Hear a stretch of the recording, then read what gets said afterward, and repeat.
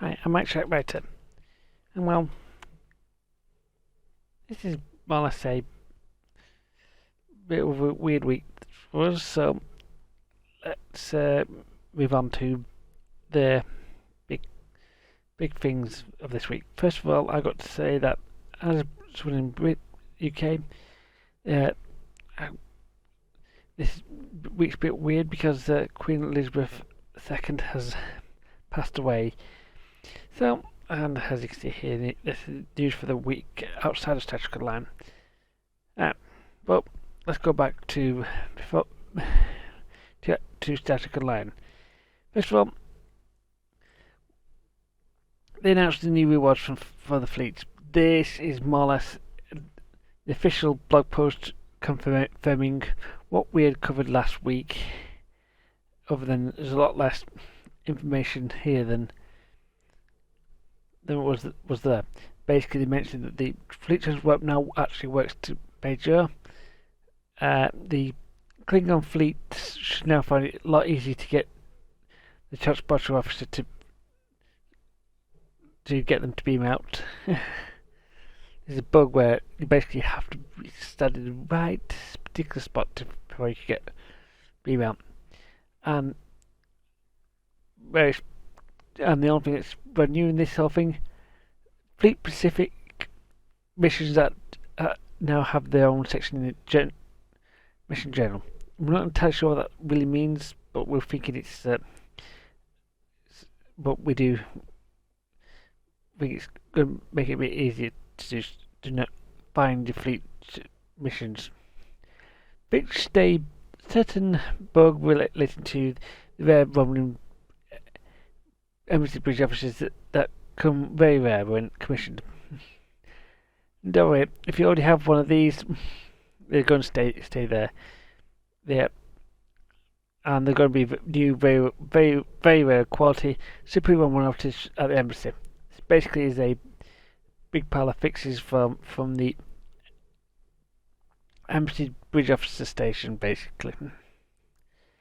Every holding now has a new set of tier 3 rewards, including ultra rare duty officers and of all that you expect. Romulan from the embassy, Bob from the Spire, time displaced officers from K-13, managed from Disney managed Kren and D crew from the research lab, Luca and Kintari from the colony ward. Some of these have got, basically there's very little information beyond these. Said it's going to be more desirable, but we have to go to check ourselves. Every holding now has a tier 3 ultra rare ship, which again is themed to the holding in question. Each of these tier 6 ship cards, remember these are cards and not actual flyable ships, are for a named version of a ship from that holding, and each of them have a unique special powers. Yeah, well, yeah. As I said, that's nothing super straight big on this, but quite nice to cover it officially. And on PC we've got an Admiralty bonus week, which is from September 5th to September the 13th, and very much useful for if you do not want to do something now. And then there's to coincide the Temple Recruit. We've got the original series sale and the Star Trek Day, which contains a lot of very big information. And you can now pick up a lot of original series content, and the Star Trek Day Museum in around Earth Space Truck on DS9. We'll be running this again. I've covered an older version of this Star Trek Day Museum before. I'll pop up a card about now. Okay, and on Wednesday we got for the following day for the Thursday we got the bridge notes, the patch notes for the PC, uh, updated audio and text descriptions for the Discovery, Enterprise, Cerritos, and the Stargazer at the museum. Basically,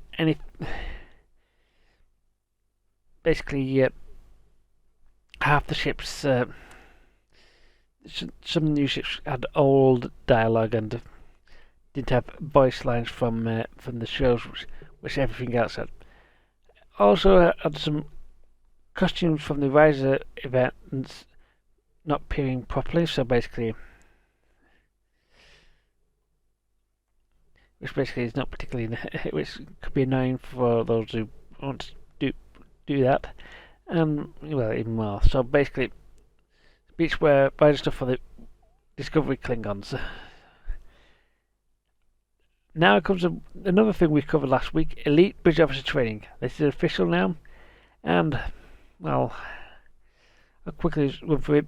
You'll be able to upgrade total rare, upgrade all inherent traits to the maximum rank, learn all standard bridge officer abilities, and I believe that means ranks 1, 2, and 3 of most of the stuff you can pick up from the store, or you can pick up the rank 3 easily from the exchange. One kit frame slot. This is a slot, not a ground, not a kit, not the kit, the kit slot itself, which you can, which could be somewhat useful as well. One personal ground trait, which you can, and a device type. This allows bridge officers to learn personal ground traits, previously the domain of captains. They'll gain access to a default list based on their species when you upgrade them, and when the captain acquires a new trait, they'll be possessed with it. Which character can teach it to, and open the door for massive bridge officer customization.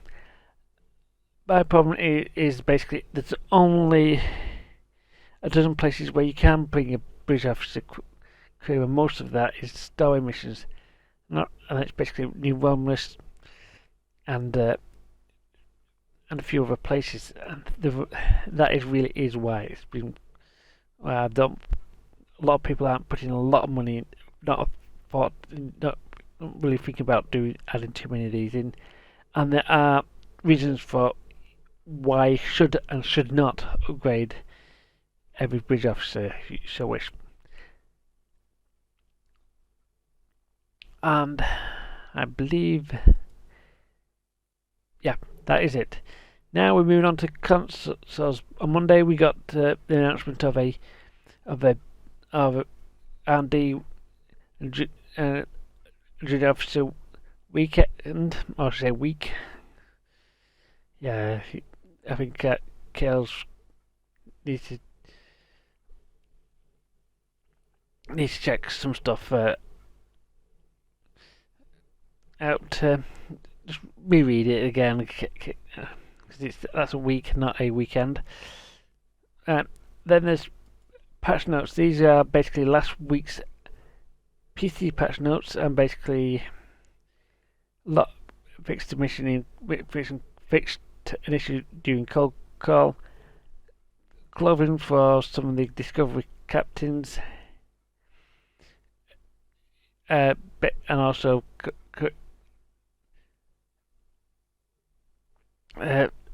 issues with the Patask to not mirror Patask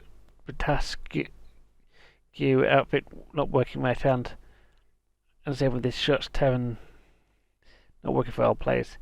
They've also updated the Tuffley, which is basically which is a bit less common on consoles, because I'm not sure how you get them in console. But yes, there's various other things you can do very toughly. So consoles got a bit up. We've got last week's updates, nothing major, and then the consoles got a 20% Lobster sale, and that's from September the 6th to September the 12th. And Lobby, you may want to pick some of these up, and because, well, Balloon Cannons and the Vardwa Ash Kicker, sorry, not Ash Kicker. It is actually a gas kicker as well. So, anyway, and then back onto PC, and this is what I'm glad I don't record on the Friday, is actually the Discovery Uneasy Allies black box. This basically covers event stuff from Discovery seasons 3 and 4, basically the last two seasons, which are set in the 32nd century. So first of all, your big thing is that the Courier pilot radar is coming into the game as I believe it's 5.1 layout, and there is going to be a lot more information on future blog. The 32nd century environmental suit is irritated, and it's got got some, as with all environmental suits, it protects you from environmental hazards, and there's a unique ability that basically deploys a random hazard that could be modified and affects the foes. So affects your foes and stuff like that.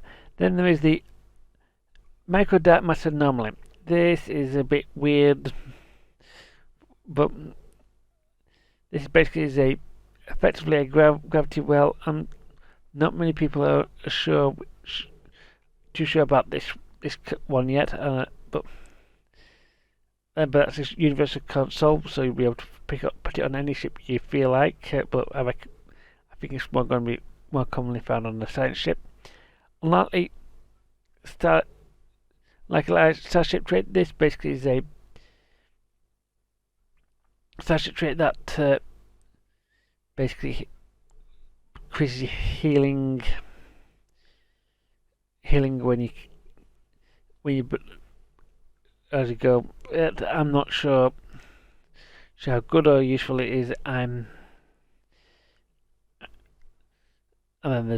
then you got some ground weapons, which strangely is the only type of weapons you get in this box, and I'm not particularly keen on the particular one on the showing.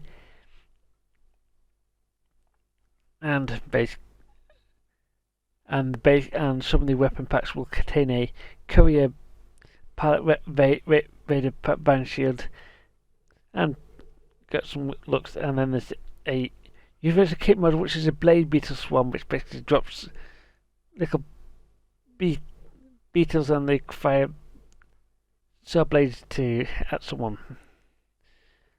And this is not a saw blade, that's a sword, and that's going to be covered a bit more later. And this girl is dressed as the sisters of the Quat Milat. And talking about Sister Quat Milat, this is one of the duty officers you can pick up. Her ability is to basically have a bonsai spot. Will have a beam in and basically provide aid and help you out and damaging enemies when you are injured. I believe there is there's not much. The And then there's Foreign Specialist, which is a space one, which basically is basically once a bridge officer targeted but before it has just removed a buff from that form. This is a bit hit and miss because I don't think there's that many bridge officer abilities that I use on a regular basis that targets the foe, but you can use it. Then there's Medicine Politician, which basically allows you to steal heals off your foes. It is a bit weird, but it can work if assuming that you go up against certain foes. And there's more captain traits within the lockbox. They're pretty universal and based on all species. Space trait, Rogue Sergeant Support, pediatric activates a random ability such as Attack Pattern Omega, Photon Torpedo Spread, and Elementary Pad Shields. Now this is not the firing mode. This is the attack itself. So you don't even have to have a photon torpedo equipped to have it work. This is a bit. This can be. This is a bit. Might be too random to be really useful, and we don't know what periodically really means. It could be 5 minutes, 30 seconds. Then the Space Independent Wingmate. Now this, the first Anger Pet launch receives massive bonuses to survivability and damage. If it is destroyed, the bonus is reapplied to the next Anger Pet launched. Now this is better for the larger frigate pets than the smaller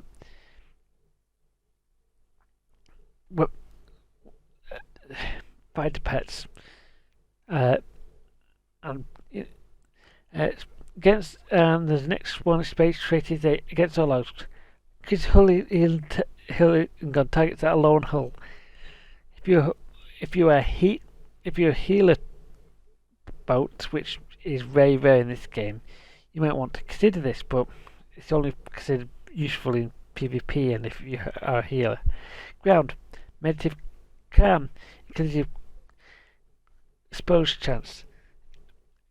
Ground, explosive absolute candor, increase exploit damage, negates your first CC attempt on you. Those two are a bit.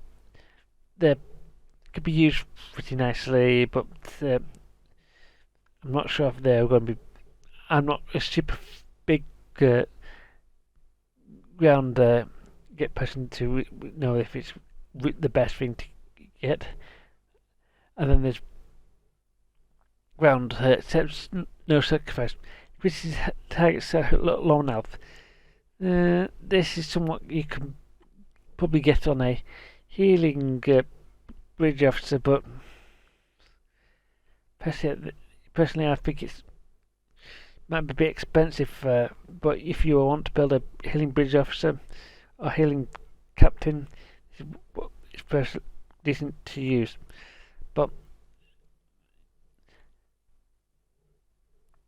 there are many other prizes in the lockbox and Vanity Shield. That's the Vanity Shield on the Sagan, which is recently launched, and I'm not particularly impressed by it. But then it just makes it look all white. And there are also some other prizes you can pick up on, some more or less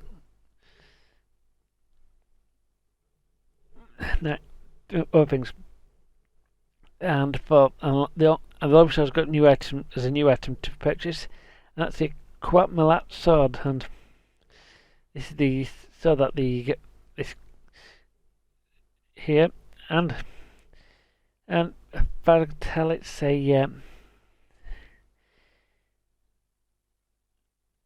it's got some weird attacks, but it is very much a sword, and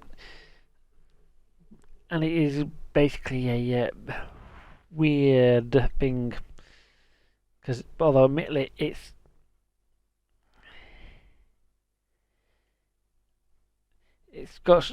might actually do something, it might just be a bit too weird. You know, the ability is a bit hit and miss, and it's said swords in this game are a bit, but very, very much a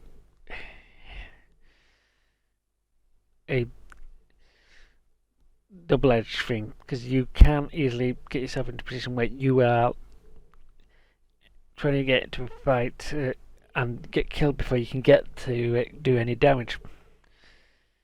So yeah, this is, oh, there is one final thing.